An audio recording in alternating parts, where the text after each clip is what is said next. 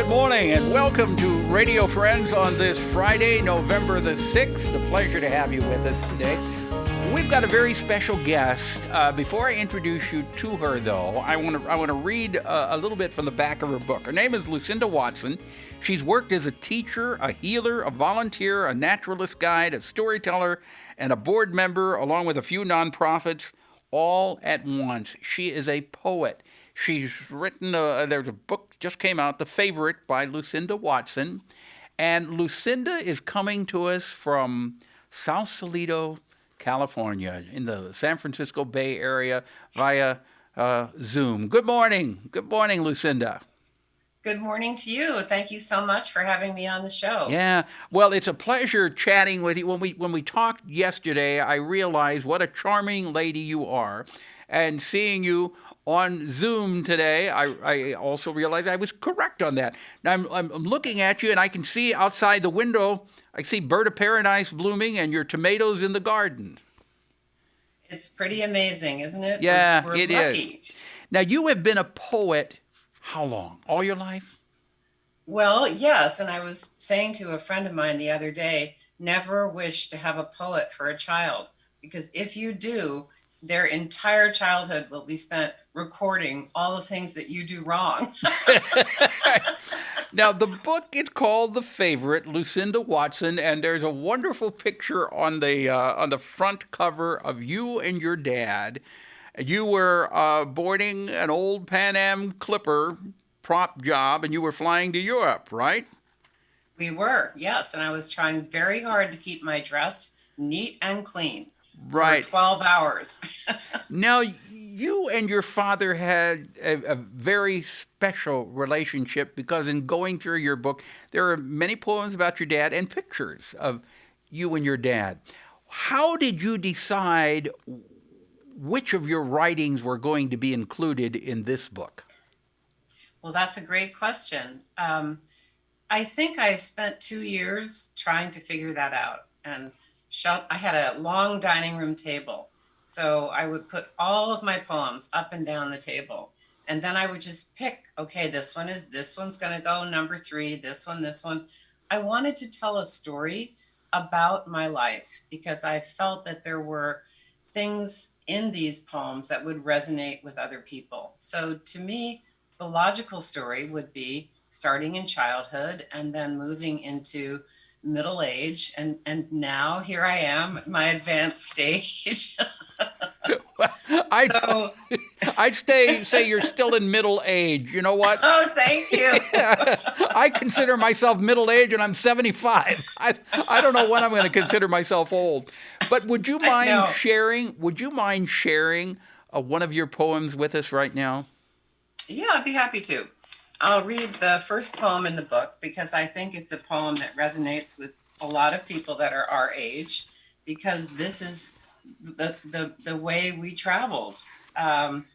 This poem is called Road Trip, and I wrote it because it was such a vivid picture to me.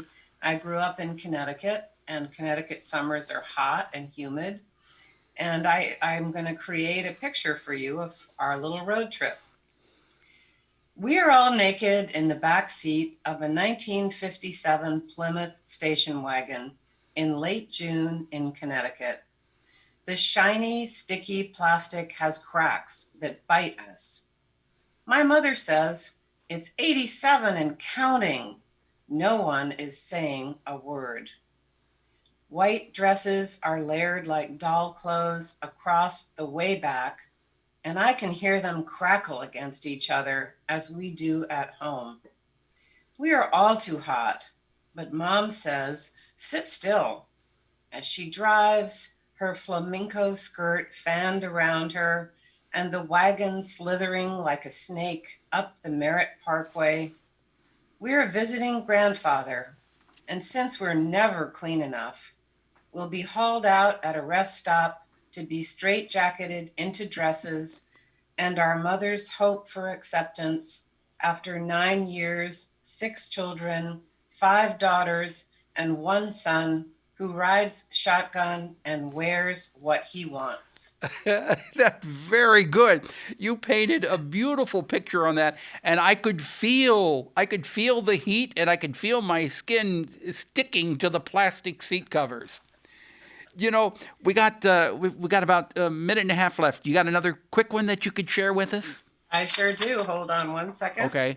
And then we'll tell you where you can get this delightful book. This poem is called The Dress That Went to the White House. There's a dress in the attic that went to the White House with my mother in it. I go up to the attic all the time and sit on the floor inside the dress and dance with her. The odor of musk, cedar, and silverfish are there, as well as the scent of hope. I see her with lovely shoulders bared, the color of September, even in December, and I hear her voice, sultry, filled with high octaves, and ending on an even higher note. I'm there with her when President Kennedy asks her to dance, and I feel her feet tap, tap, tapping as we slide and glide across the lacquered black floor. It's dark when we come home, and she lays her dress out on the chaise lounge, which opens its arms, and the next day it's gone, and I find it in the attic, still fragrant, hopeful, and alive. Oh, that's beautiful. The Dress That Went to the White House. How many poems are in this book? I think around 80, 83. Yeah, and it's available where? It's available on Amazon. If you just Google Lucinda Watson, the favorite, it should pop right up. And how many other books have you written, Lucinda? I have written one other book in 2000, which was published by John Wiley and Sons, and it was much different. It was interviews with business leaders. Yeah. And that was fun too, but this is my heart's desire. I could understand that. It must have been a difficult job deciding how many poems and which poems to fit in here. Is there one, just very quickly, we don't have time to read it, but is there one that is your very favorite? Yes, there is one called Across the Pond, which is my very favorite. Okay. All right. That's today. All right. Thank you so much for visiting with us. The favorite, Lucinda Watson, coming to us via Zoom from South Toledo. And the air is cleaner today? The air is cleaner. Thank goodness. Thank you so much for joining us. The book is available on Amazon. Get it and make a great Christmas present. All right. If you're going out and about, be careful and wear that mask. Thank you for joining us today. Bye-bye. Thank you.